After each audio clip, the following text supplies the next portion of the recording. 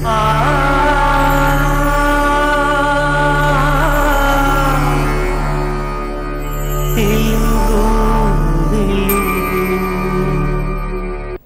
ప్రేక్షకులకు నమస్కారం. తెలుగు భాష మనది, నిండుగా వెలుగు జాతి మనది. సుదీర్ఘమైన చరిత్ర, వైభవోపేతమైన సంస్కృతి, అవిచ్ఛిన్నమైన వారసత్వం, ఇవి మూడు తెలుగు నుడికారానికి ముప్పేటగా అమరిన అలంకారాలు. దేశంలో హిందీ తర్వాత అత్యధిక సంఖ్యాకులు మాట్లాడే భాష తెలుగే. అయినప్పటికీ ఆధునిక విద్య ఆంగ్ల మాధ్యమం వైపుకు మనల్ని నెట్టివేస్తున్న అనివార్యతని చూస్తూనే ఉన్నాం. ఇదొక సంధికాలం. ఈ సమయంలో భాష పట్ల మనం ఎంతో అప్రమత్తతతో, విజ్ఞతతో వ్యవహరించాలి. అంటే తెలుగు సంప్రదాయానికి, తెలుగు మాధుర్యానికి, తెలుగు నడవడికకి అర్థవంతమైన కొనసాగింపును అందిపుచ్చుకోవాలి. అప్పుడే రేపటి తరానికి ప్రతినిధులైన పిల్లలు ఎన్ని భాషలు నేర్చినా వారిలో తెలుగు వాళ్లం అనే స్పృహ దీపంలా వెలుగుతుంది. విద్య, ఉపాధి, నిత్య వ్యవహారాలన్నింటా మాతృభాషాభిమానం వెల్లివిరియాలని ఆకాంక్షిస్తూ మీ ముందుకు వస్తోంది తెలుగు వెలుగు.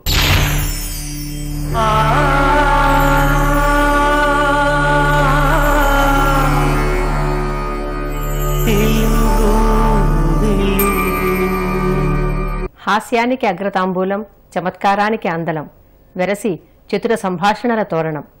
ఈనాటి చమక్కులను ఆస్వాదించండి.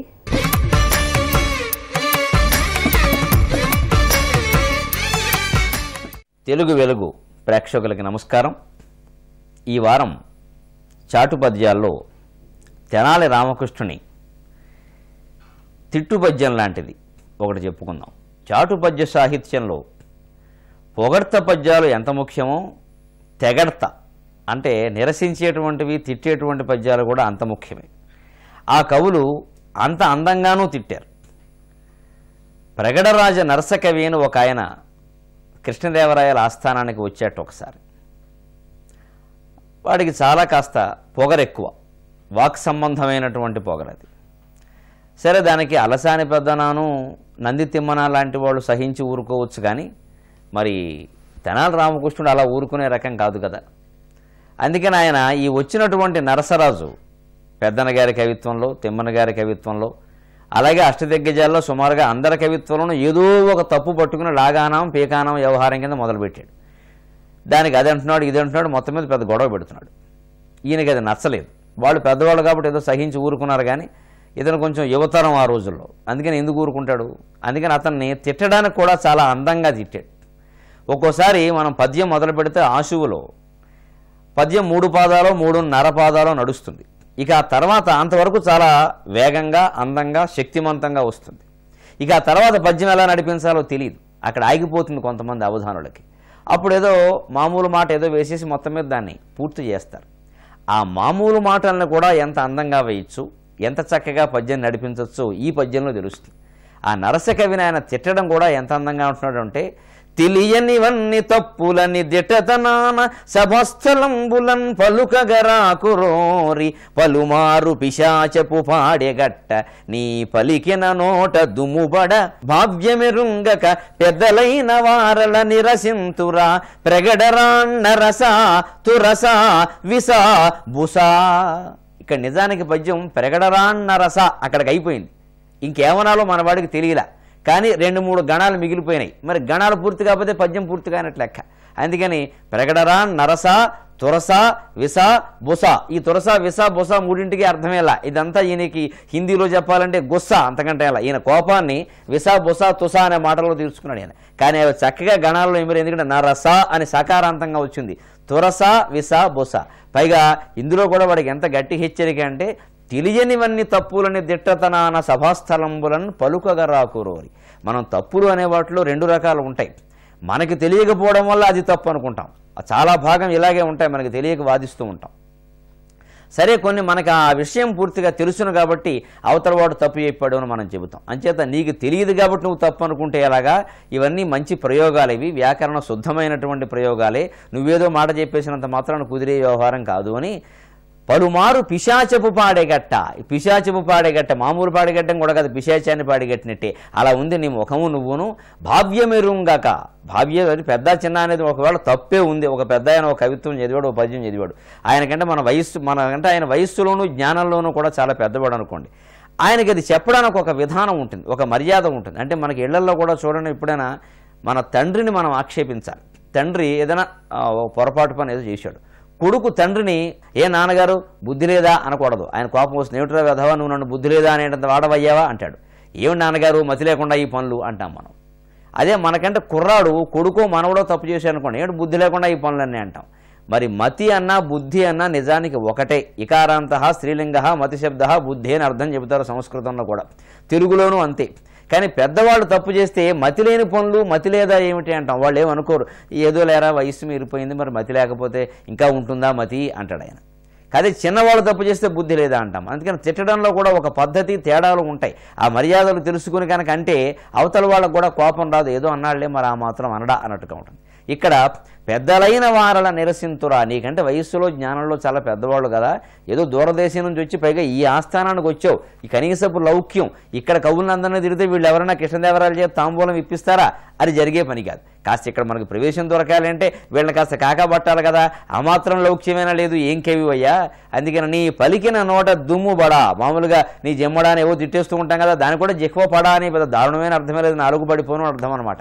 అందుకని నీ పలికిన నోట దుమ్ము బడా, నీ నోట్లో దుమ్ము బడా, ప్రగడరాన్నరస తురస విస బుస అని ఇలాగ పద్యం పూర్తి కావడం కోసం పాదపూర్ణార్థం సరదా పదాలు కొన్ని వేసి తిడితే ఆయనకి అది తిట్టిన తిట్టు కూడా ఆనందంగా అనిపించి ఇంకెప్పుడు ఇటువంటి ఆస్థానంలోకి వచ్చి పెద్దవాళ్ళని ఏం అనకూడదురా బాబు అనేటువంటి ఒక నిర్ణయానికి వచ్చేసాడు. అందుకని మన జీవితంలో ఎవరైనా పొరపాటు మాట మనం తిట్టడమో కోపంతో మాట్లాడవలసి వచ్చినప్పుడు కూడా కాస్త చమత్కారం దానికి జోడించామనుకోండి ఎంతో అందంగా ఉంటుంది, వాళ్ళు కూడా ఆనందిస్తారు. ఎందుకంటే ఒక భర్త గారికి భార్య గారికి మధ్యలో చిన్న తగాదా అయింది.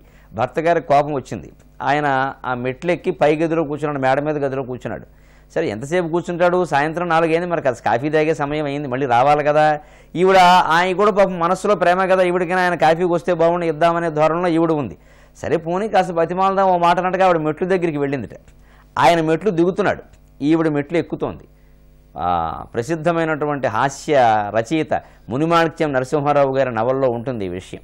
అందుకని ఆయన మెట్లు దిగుతున్నాడు, ఈవిడ మెట్లు ఎక్కుతోంది. కొంచెం కింది వరకు వచ్చేసాడు ఆయన.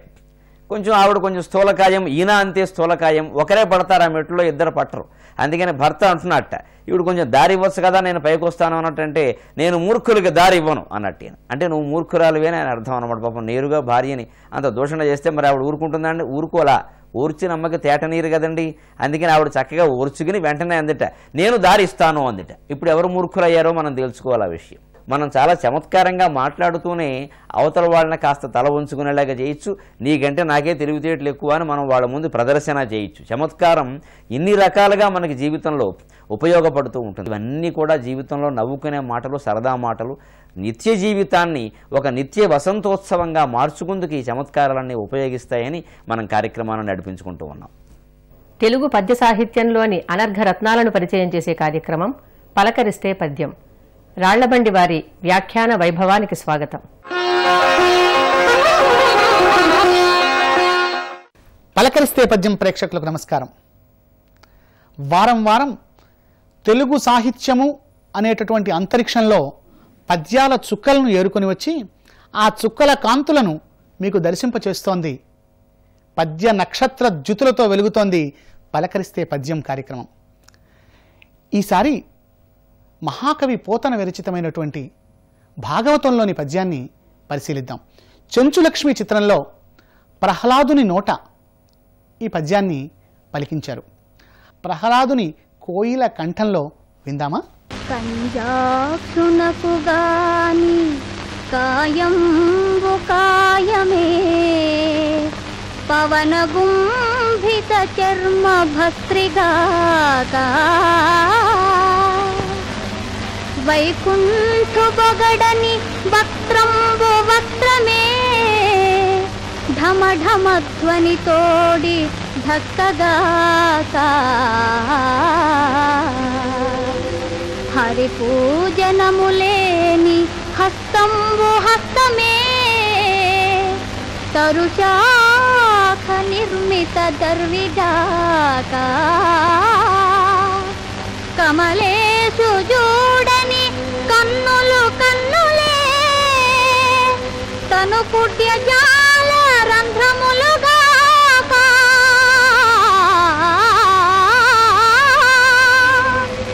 చక్రి చింతలేని జన్మంబు జన్మమే తరళ సలిల బుద్బుదంబుగాక విష్ణు భక్తి లేని విభుదుండు విభుదుడే పాదయుగము తోడి పశువుగాక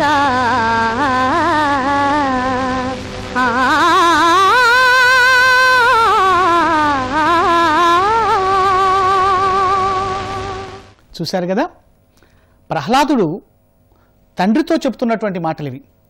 పరిపక్వ స్థితి కలిగినటువంటి ఒకానొక భక్తుడు విష్ణు భక్తి యొక్క గొప్పతనాన్ని గురించి ఇంతకన్నా అద్భుతంగా చెప్పలేరేమో. నిజానికి చెప్తున్నది మహాకవి పోతన. విష్ణు భక్తి లేని విబుధుండు విబుధుడే పాదయుగముతోడి పశువుగాగా. ఎంత గొప్ప ఉపమానం అండి. విష్ణు భక్తి లేనటువంటి మనిషి 2 కాళ్ల పశువు అన్నాడు. పాదయుగము అంటే 2 కాళ్ళు. ఈ శీసపద్యంలో వాడినటువంటి ఉపమానాలన్నీ కూడా అపురూపమైన ఉపమానాలు. వ్యాస భాగవతంలో కూడా ఇన్ని ఉపమానాలు లేవండి. ఒకానొక భక్త్యావేశంలో కవి తాను రచిస్తున్నటువంటిది విష్ణుస్తుతి, చెబుతున్నటువంటిది ప్రహ్లాదుడు అన్న విషయం కూడా మర్చిపోయి ఆనాటి సమకాలీన జీవితంలో విష్ణు భక్తులు కాని వాళ్ళని నిందించినట్టుగా కూడా అనిపిస్తూ ఉంటుంది. ఏమన్నాడు? హరిని పూజ చేయనటువంటి వాళ్ళకి 4 లక్షణాలు చెప్పుకుంటూ వచ్చాడు. మొదటి 4 లక్షణాల్లో ఏమిటిట? కంజాక్షుడు అంటే విష్ణుమూర్తిని, విష్ణుమూర్తికి సమర్పించుకోని శరీరం కాదుట. పవన కుంభిత చర్మభస్త్రిగాక అంటే చర్మభస్త్రి అంటే తోలుతిత్తి. పూర్వం వేడి చేయడానికి దేన్నైనా కరిగించడం కోసమని కొలిమి తిత్తులు పెడుతూ ఉంటారు. ఆ కొలిమి తిత్తి విష్ణుభక్తి లేని వాడి శరీరము సమానమట. అంతేకాదు, విష్ణుమూర్తిని పొగడనటువంటి అంటే స్తుతించినటువంటి నోరు కాదుట. ఢమఢమ ధ్వనులతో ఉన్నటువంటి ఢక్కగాక. ఢక్కా మీద కొడుతూ ఉంటే ఢమఢమ మోగుతూ ఉంటుంది. దానికి ఏమైనా హృదయమా పాడా? ఎవరు మోగిస్తే అలా మోగుతూ ఉంటుంది. కాబట్టి నిరంతరము హరిస్మరణ చేస్తూ ఉండాలి నోరు అనేటటువంటి విషయాన్ని అక్కడ చెప్పుకుంటూ వచ్చాడు. ఢక్కతో పోల్చాడు. మూడవది, విష్ణుమూర్తి యొక్క పూజ చేయాలంటే ఆ పూజ చేసేటటువంటి చేతుల్ని పోల్చాలంటే తరుశాఖ నిర్మిత దర్వి అనే పదానికి అర్థం ఏమిటంటే తెడ్డు. హరిని పూజించినటువంటి చేతులు తెడ్డుతో సమానము అన్నాడు. అంతేకాదు, తరళ సలిల బుద్బుదంబు కాదట. చక్రి చింతనము లేనటువంటి జన్మం అప్పుడే పుట్టినటువంటి బుడగ బద్దలైతే ఎంతదో ఆ జన్మం కూడా అలా బద్దలైపోతూ ఉంటుందిట. ఈ విధంగా హరిస్మరణ లేనటువంటి, హరిని పూజించినటువంటి వాళ్ళ యొక్క ఈ జన్మ ఎంత వ్యర్థమో మహాకవి పోతన చెప్పారు. అయితే ప్రహ్లాదుడు రాక్షసులలో హరిని పూజించడం అంటే చాలా విశేషమైనటువంటి అంశం. మొత్తానికి విష్ణు పూజ యొక్క గొప్పతనాన్ని అద్భుతంగా చెప్పినటువంటి ప్రహ్లాదోపాఖ్యానం భాగవతంలోని పద్యాన్ని దర్శించాం మనం. చిన్నప్పుడు పిల్లవాడికి పద్యం అర్థం కాదు ప్రహ్లాదుడు వయసు నాటికి. కానీ ప్రహ్లాదుడు ఎదుగుతున్న కొద్దీ కూడా ఆ పద్య మాధుర్యం అర్థమవుతూ ఉంటుంది.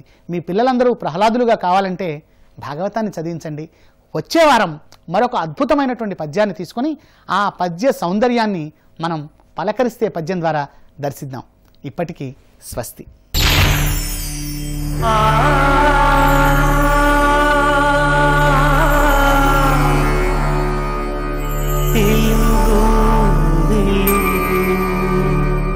మాట తెలుగు, బాట తెలుగు, పాట తెలుగు, ఆట తెలుగు, అదే పలుకుబడికి వెలుగు. నిత్య వ్యవహారంలో మాతృభాషకి పట్టం కట్టే వేదిక ఇది.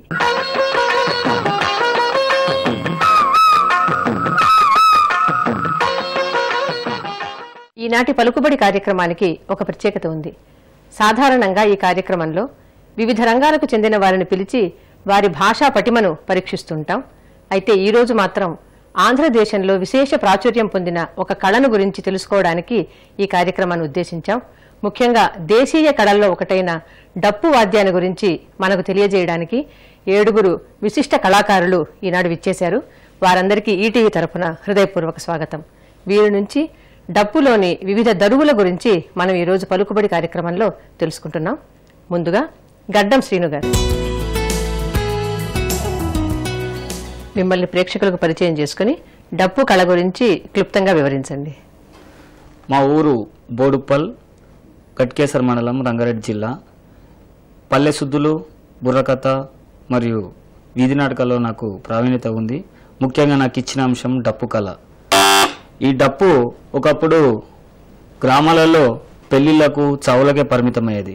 అలాంటి డప్పును ఈరోజు తెలుగు విశ్వవిద్యాలయం కుంపటి సూర్యభవంతరావు గారి ఆధ్వర్యంలో 5 నెలల పాటు ఈ డప్పు మీద శిక్షణ తీసుకొని డప్పును కొత్త పద్ధతిలో మనం తీసుకురావడానికి కోసము ఈ డప్పు గురించి చక్కనైన మోరాలు, పాల వరుసలు, దరువులు, దీంతో జానపద శైలిలో అడుగులు వేసుకుంటూ దానికి తగ్గపాటు లయబద్ధంగా డాన్సులు వేస్తూ ఈ డప్పు ప్రదర్శన తీర్చిదిద్దడం జరిగింది. ఈరోజు సికింద్రాబాద్లో వినాయక చవితి కానీ, బోనాల జాతర కానీ, మరి హైదరాబాద్లో ఎవరికైనా సరే ఈరోజు ప్రధానమంత్రి రావాలన్నా, ముఖ్యమంత్రికి రావాలన్నా స్వాగతం పలకడానికి ముఖ్యంగా ఈ డప్పు అవసరమైంది. ఎందుకంటే దాన్ని అలా మలిచిన తీరు మా సూర్యభవంతరావు గారిది. బ్యాండుకు ధీటుగా నిలిచింది మా డప్పు. ఈ ప్రత్యేక గురించి ఈరోజు అందుకే ఈ డప్పు అంతా అందరూ కూడా ప్రతి ఒక్కరు కూడా డప్పు లేనిదే ఏ కార్యక్రమం మొదలు పెడతలేరు. అందుకే ఈ డప్పును చాలా ఇంకా పైకి తీసుకురావడానికి మేము ఎంతో కృషి చేస్తున్నాం. ఒకప్పుడు పల్లెలకే పరిమితమైన డప్పు వాద్యం ఈనాడు పట్టణాల్లో అన్ని పండగల సందర్భంలోనూ, రాజకీయ సన్నివేశాల్లోనూ కూడా ప్రదర్శింపబడుతోందని దాని పరిణామ క్రమాన్ని చక్కగా చెప్పిన గడ్డం శ్రీను గారికి అభినందనలు. ఇప్పుడు యాదగిరి గారు మీ గురించి ప్రేక్షకులకు చెప్పుకుని జాతరలో వేసే దరువులను గురించి చెప్పండి. మా ఊరు బోగారము, కిసర మండలం, రంగారెడ్డి జిల్లా. జాతర గురించి అంటే సికింద్రాబాద్ బాంకాలమ్మ జాతర, సమ్మక్క సారక్క జాతర, కిసరగుట్ట రామలింగేశ్వర స్వామి జాతర, ప్రతి గ్రామాలలో దేవతల యొక్క సందర్భమైనటువంటి జాతర సందర్భము. ప్రతి గ్రామంలో వాడవాడలకు కూడా బోనాల పండుగ, పెండ్లీలు, పేరంటాలు, ఇందులు వినోదాలకు కూడా అటువంటి ఉత్సవాల జాతర కూడా మా డప్పు ద్వారా అనేకమైన వాయిద్యాలతోటి వాయించి జాతర సందర్భంగా కూడా జం జం టక టక టక టకరక జం జం తక నక నక తకరక జం జం తక తకరక తక అనే యొక్క వాయిద్యం మీద మేము డ్యాన్స్ చేస్తూ ప్రదర్శిస్తున్నప్పుడు పల్లె ప్రాంతాలలో వచ్చేసినటువంటి జాతర సందర్భంగా ఆ జనాలు కూడా మాతో కలిసి ఆనందంగా ఉత్సాహాలతో అడుగులు వేస్తూ, నృత్యం చేస్తూ, డ్యాన్స్ చేస్తూ అద్భుతమైన యొక్క ప్రదర్శనలు కూడా ఆ జాతరలో మేము చేస్తాము. మాతోటి ప్రజ ప్రాంతాలకు కూడా ఉత్సాహం కల్పించేటువంటి యొక్క దప్పు నృత్యం ఇది. జాతరలో దరువు వేస్తున్నప్పుడు అది కేవలం కళాకారుడికే పరిమితం కాదని, అక్కడ ఉన్న ప్రజలు కూడా కళాకారులతో చేరిపోయి దీన్ని సామూహిక నృత్యంగా మార్చేస్తారని చెప్పిన యాదగిరి గారికి అభినందనలు. ఇప్పుడు ఎం బాలరాజు గారు మీ గురించి ప్రేక్షకులకు పరిచయం చేసుకుని బోనాల పండుగ సమయంలో వేసే దరువుల గురించి చెప్పండి. మా ఊరు బోడుప్పల్, మండల్ గట్కేసర్, జిల్లా రంగారెడ్డి. బోనాల పండుగలో వేసే దరువు జజన్ జం కుటాకర జజన్ జం కుటాకర జం జజన్ జం కుటాకర జం అనే ఈ దరువు బోనాల పండుగలో ముఖ్యంగా శివసత్తులు ఈ దరువు వేస్తే పూనకాలు వచ్చి అమ్మవారి యాపరిల్లలు పట్టుకొని ఉత్సాహంగా ఎగురుతూ శివసత్తులు ఉత్సాహంగా బోనాలు ఎత్తుకొని అమ్మవారి ఆలయం వద్దకు ఘనంగా తీసుకొని వెళ్ళడం జరుగుతుంది.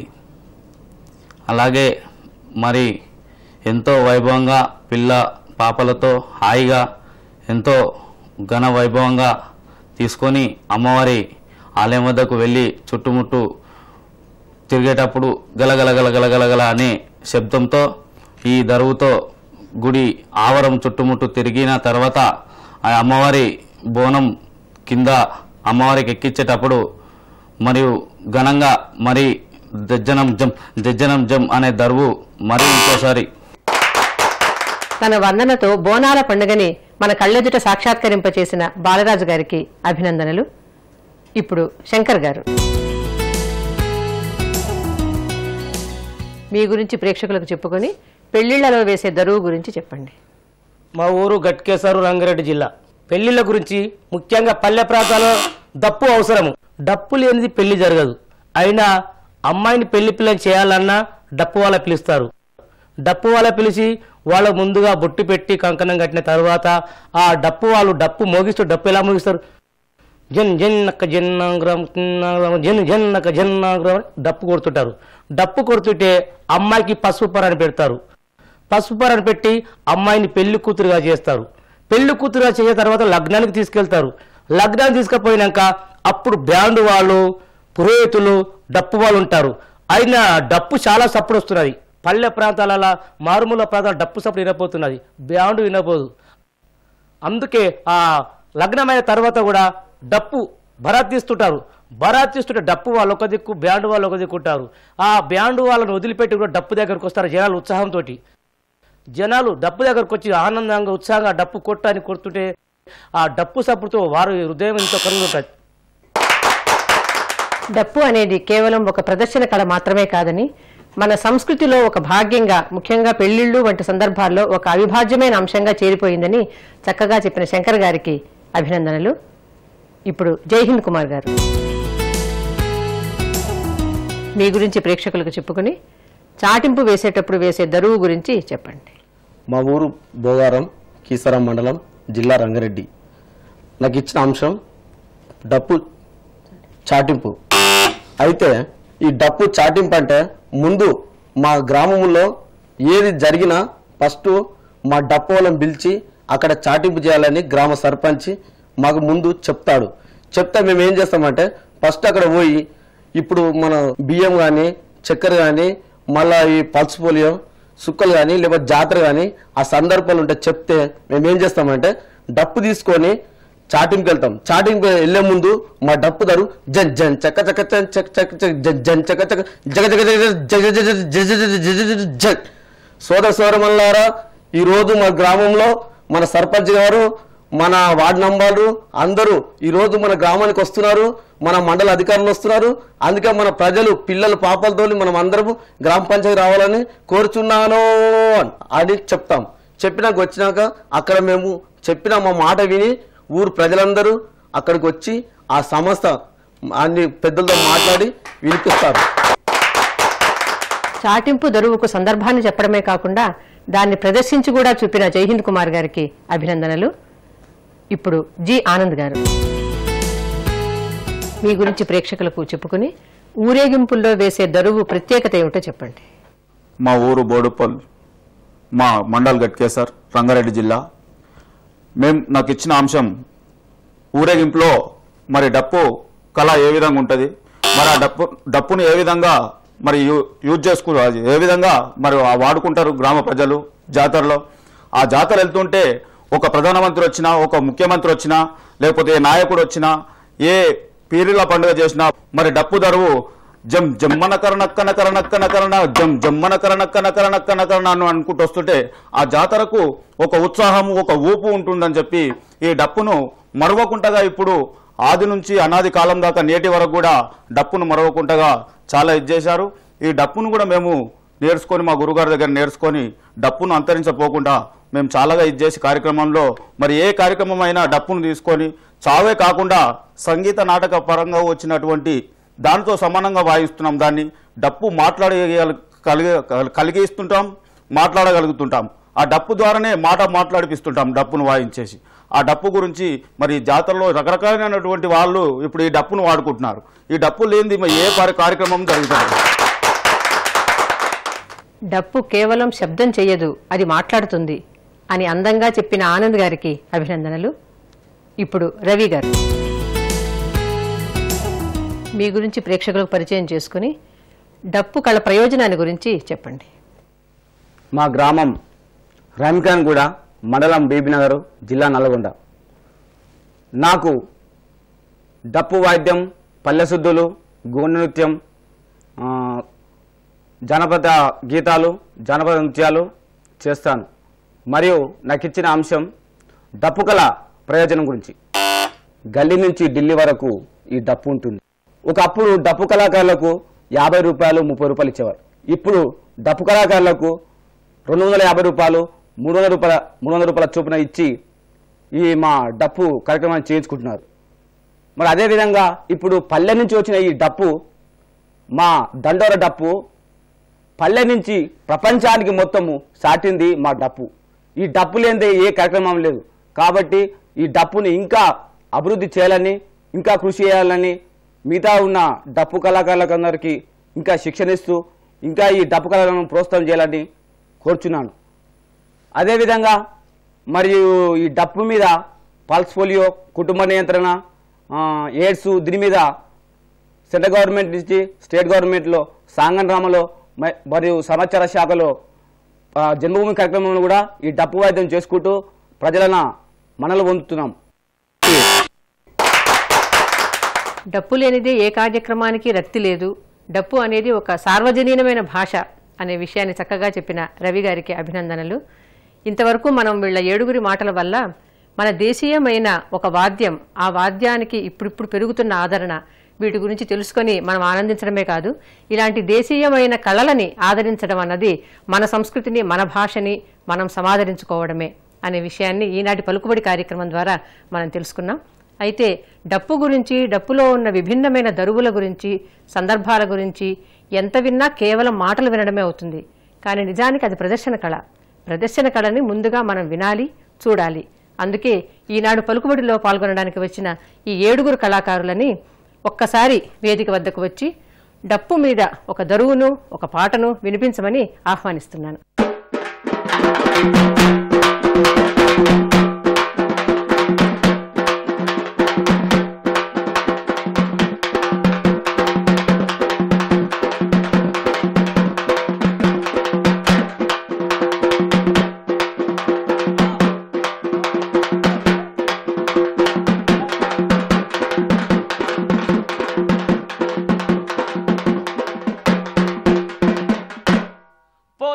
పోతున్నా నారాయణమ్మో నేను దేశం వెళ్ళిపోతున్నా నారాయణమ్మ.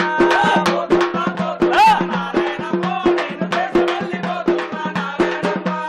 పోతున్నా నారాయణమ్మో నేను దేశం వెళ్ళిపోతున్నా నారాయణమ్మ. పోతున్నా నారాయణమ్మో నేను దేశం వెళ్ళిపోతున్నా నారాయణమ్మ. పోతే పోతివి గాలి రంగయ్య బావో నువ్వు నాకే మీదస్తావు రంగయ్య బావా నువ్వు నాకే మీదస్తావు రంగయ్య బావా.